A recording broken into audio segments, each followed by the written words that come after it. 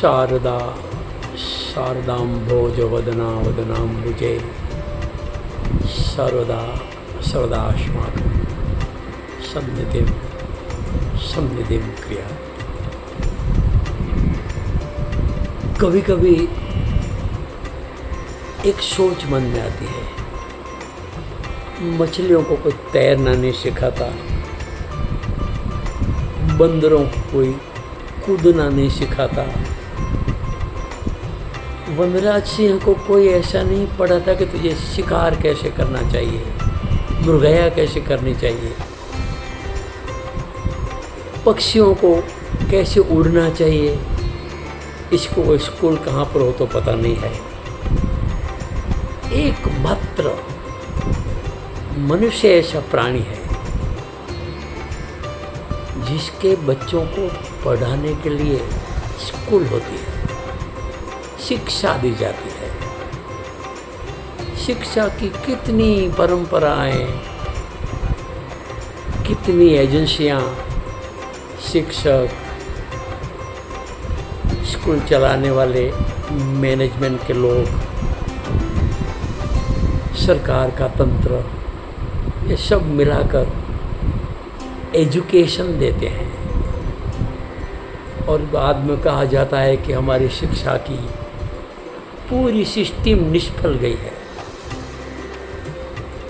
बच्चे पढ़ते हैं, बहुत अच्छी सर्टिफिकेट्स, प्रमाण पत्र लेकर आते हैं, पर जानते कुछ नहीं है, अज्ञानी है। ये आज से नहीं चला आता है। आज के बच्चों, युवाओं के बारे में जो बुजुर्ग होते हैं, जो अनुभवी होते हैं, जो अपने को ज्ञानी मानते हैं, वो यही बात कहते हैं कि पढ़ाई नहीं है अच्छी। प्लेटो ने कह दिया था आज के युवा बिगड़ गए हैं। सवाल क्या है?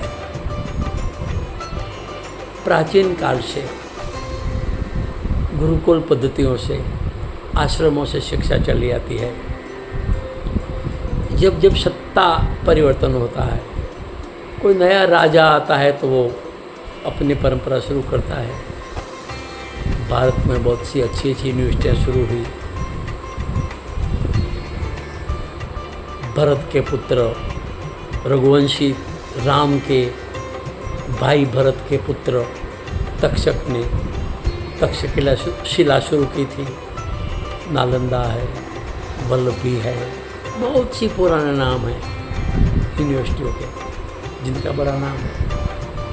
आज भी विश्वविद्यालय हैं, गुरुकुल भी चल रहे हैं।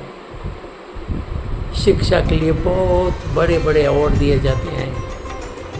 शिक्षक को लोकल से शुरू होकर राज्य, राष्ट्र के इनाम दिए जाते हैं, पर शिक्षा से किसी को संतोष नहीं है। क्यों?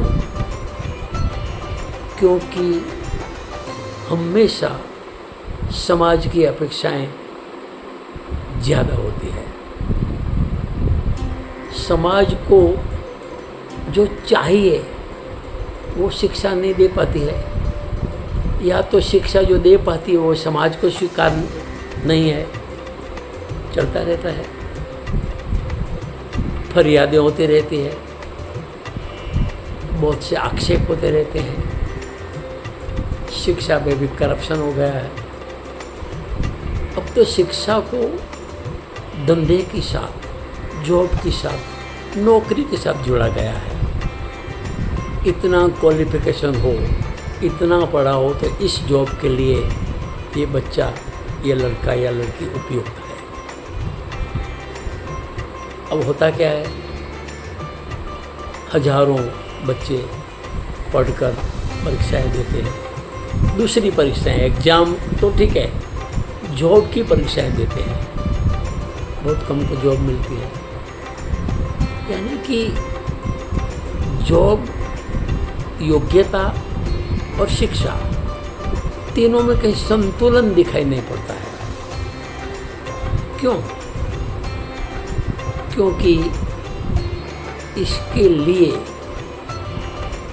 हमारे पास कोई व्यवस्थित ढांचा, कोई सिस्टम, कोई योजना नहीं है।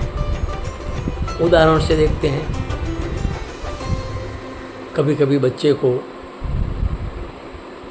या तो ग्रेजुएट को या स्नातक को या उपस्नातक को, अतिस्नातक को, मैं ये शब्द जानबूझकर दे रहा हूँ। स्नातक का अर्थ है जिसने एक बार स्नान किया है वो, यानी ज्ञान की गंगा में जिसने एक ही बार डुबकी मारी है और स्नातक हो गया। और बार बार जो डुबकियाँ लगाता है वो अनुस्नातक हो गया। इसका अर्थ ये हुआ कि स्नातक होने के बाद अभ्यास जारी रखना है, बंद नहीं करना है। ये एक बात है।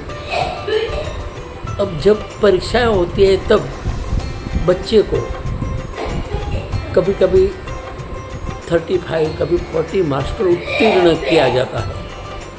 इसका अर्थ ये हुआ कि पूरे अभ्यासक्रम में 100% में से उसको 35 मिले हैं।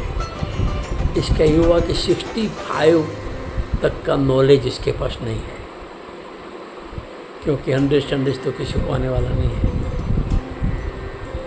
तब अपेक्षा रखते हैं कि उसको सब कुछ आना चाहिए। क्यों भाई, हम पास तो कर देते हैं। दूसरी बात, हमारी शिक्षा सिर्फ 2 ही बातें सिखाती है, एक पढ़ना, दूसरा लिखना। लिखना वो भी सही ढंग से, पूरी तरह से, जैसे लिखना चाहिए वैसा लिखना, ये तो इसमें आता नहीं है। जिस क्षेत्र के लिए वो पढ़ा है उस क्षेत्र के बारे में उसको कभी कोई ज्ञान नहीं होता है, क्योंकि उसके पास